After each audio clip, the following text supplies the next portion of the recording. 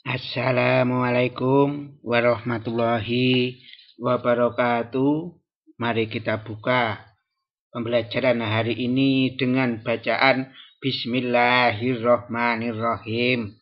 Anak-anakku kelas 11 IPA 1, kelas 11 IPA 2, dan kelas 11 Agama 1.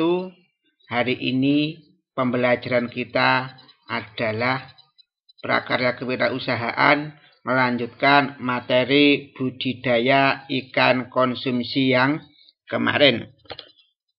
Di sini anak-anakku, Bapak menjelaskan tentang jenis-jenis ikan konsumsi. Yang Bapak jelaskan sebetulnya yang banyak dipelihara kalau di daerah saya, di Desa Arojeding, Kecamatan Rejotangan, Kabupaten Tulungagung, yang paling banyak dipelihara itu adalah ikan gurame, lalu ikan lele. Sedikit yang memelihara ikan patin dan ikan nila.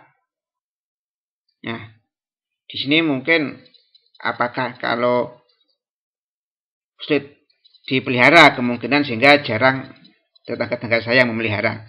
Tapi di sini Bapak akan membahas tentang ikan patin dan ikan nila, dari ciri-cirinya, habitatnya, dan zat-zat yang terkandung di dalam tubuhnya. Yang pertama, Bapak akan membahas tentang ikan nila. Ini gambarnya ikan nila. Mungkin ikan nila bentuknya hampir sama dengan ikan lele. Tapi yang perlu menjadi perhatian, kalau lele hitam, kalau ikan patin berwarna putih perak. Di sini yang perlu diperhatikan, ini patilnya. Patil dari ikan patin itu sangat berbahaya sekali. Karena kemarin paman saya pernah memelihara ikan patin, dia dipatil itu sampai 2 hari belum bisa sembuh. Kalau lele dumpo, patilnya tidak terlalu berbahaya. Ini ciri-ciri morfologinya. Pertama, morfologi ciri luar berwarna putih perak. Yang kedua, bentuk tubuh panjang seperti lele. Memiliki 2 pasang kumis pendek seperti lele. Ada kumis yang pendek. Ini ada kumisnya. Tidak memiliki sisik, sama seperti lele, tidak punya sisik. Sehingga kalau Anda masak ikan lele, masak ikan patin, tidak perlu membersihkan sisiknya. Lain kalau memelihara ikan gurame. Kalau kita masak ikan gurame, kita potong-potong, kita bersihkan sisiknya. Lalu ikan patin tidak memiliki sisik. Selanjutnya ikan patin memiliki sirip. Ini siripnya. Sirip yang ada pada punggung. Sirip yang ada pada perut. Nah, sirip yang ada pada dubur. Ada siripnya. Itu bentuk luarnya. Selanjutnya yang kedua, nih masa hidup ikan patin. Telur itu 24 jam 20 menit. Menetas menjadi larva selama 28 jam. Lalu dipelihara di kolam pendederan sampai benih 2-3 inci itu selama 1 bulan. Diperbesar 6 bulan. Itu kalau ukurannya sudah 500 gram per ekor. Biasanya jualnya itu per kilo. Ini kalau dijual sudah bisa untuk dikonsumsi. Tapi untuk menjadi ikan indukan itu perlu dipelihara lagi sampai besar, sampai usia 2-3 tahun. Itu untuk indukan. Biasanya orang pelihara ikan patin itu sampai tingkat konsumsi baru dijual. Lele juga gitu. Sampai tingkat konsumsi baru dijual. Bagaimana untuk memperkembangbiakkan lele? Nah, biasanya orang kalau para petani yang membibitan ikan lele, dia akan beli ikan lele atau ikan patin yang dipelihara orang untuk WC. Jadi WC-nya itu dibuang ke kolam ikan lele. Karena ikan lele itu sangat suka pada tinja. Gramet juga suka pada tinja. Sehingga menjadi saluran pembuangan akhir sampah tinja. Beli dari situ yang ukuran sudah besar. Ini tujuannya untuk indukan. Habitatnya ikan patin ada di mana? Habitat itu tempat hidupnya. Di air tawar. Biasanya ikan patin suka menetap di dasar kolam. Tidak suka ngambang. Tidak seperti nila. Biasanya lele akan mengambang di permukaan air jika ada makanan. Kedalaman kolam 2-3 meter. Ikan ini suka bergerombol dan memijah. Memijah itu kawin, sukanya di musim kemarau. Dia suka hidup di tanah liat, artinya bukan kolam ikan yang pinggirnya itu tanah liat. Dasarnya juga tanah liat, bukan tembok. Dia suka pada suhu pH 6-8. Apa itu pH? pH itu derajat asam dan basa. Asam itu 0-7, basa 7-14. Kalau di sini terlalu di bawah 6, biasanya kalau orang ukur pH itu pakai pH meter. Akhirnya diberi pH meter atau pakai kertas lakmus. Tapi ini ribet, biasanya para petani-petani dengan keterbatasan alat, dia merasakan air kolam itu dingin. Oh, kalau dingin itu terlalu pH-nya rendah. Kalau panas, pH-nya tinggi. Kalau panas, pH-nya basah. Kalau dingin, pH-nya asam. Bagaimana kalau kolam terlalu dingin, itu berarti terlalu asam, 0-5. Maka disolusikannya diberikan pecahan koral atau kulit kerang atau batu kapur untuk menaikkan pH itu. Kalau kolam terlalu panas, ini terlalu basah, di atas 8-14. Maka diberi daun pepaya. Daun pepaya dipotong, diletakkan di kolam, itu insya Allah bisa menurunkan pH air kolam. Sehingga air apapun rata-rata pH-nya 6-8. Tidak terlalu dingin, tidak terlalu panas. Suhunya berapa? Suhunya 26-28 derajat Celcius. Ikan patin suka hidup di airnya yang jernih. Bukan air yang butek atau air yang kotor. Nah, ikan patin dipelihara di kediaman 0-200 meter di atas permukaan laut. Itu habitatnya. Nah, ini ikan patin itu ikan konsumsi, dikonsumsi. Nah, ini berbagai macam olahan ikan patin. Lalu gizinya apa? Kalau di LKS gizinya banyak.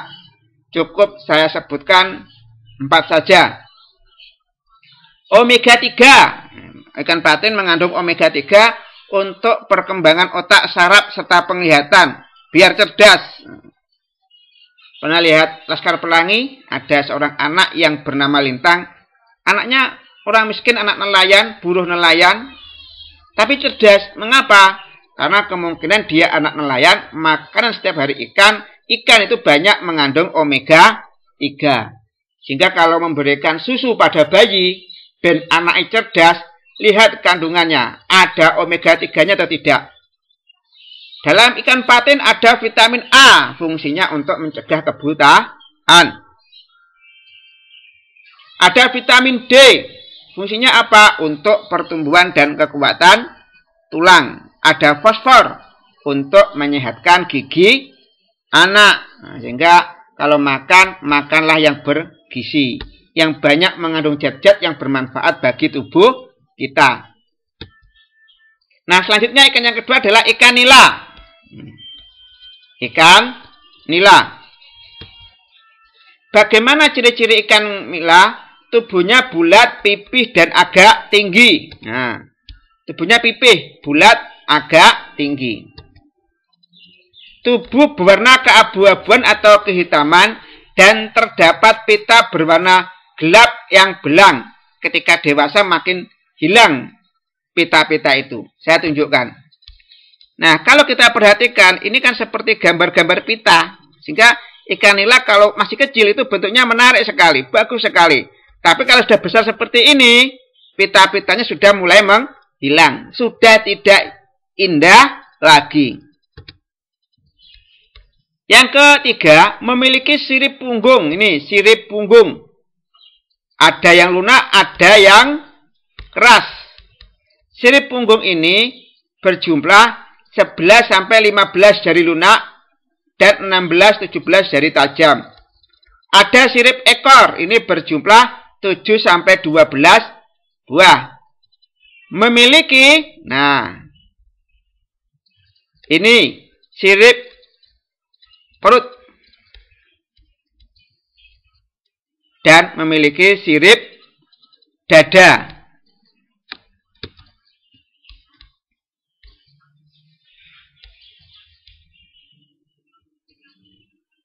Nah, selain itu ciri-ciri ikan nila. Ciri-ciri ikan nila selanjutnya, dia omnivora. Apa itu omnivora? Pemakan segala.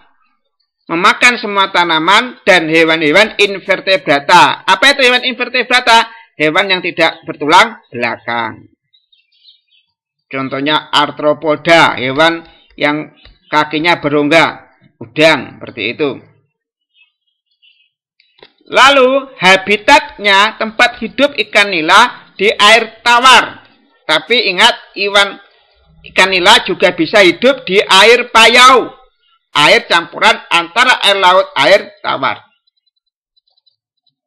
Suhunya dia 10-25 derajat Celcius. Dengan pH 6-8,5. Hampir sama dengan ikan patin. Semua ikan itu pH-nya 6-8. Kalau pH-nya di bawah 6, lalu itu akan menimbulkan kematian pada ikan yang bersangkutan. Di atas ini juga menimbulkan kematian. Atau mungkin banyak bakteri-bakteri yang mengganggu pertumbuhan ikan tersebut. Ikan nila bertelur sangat cepat, mencapai usia dewasa, usia 4-5 bulan, dan bertelur ketika berusia 1,5-2 tahun. Maaf, ini ikan nila itu gampang beranah. Ora usah sengaja dibiakkan, sudah bisa berkembang biak sendiri.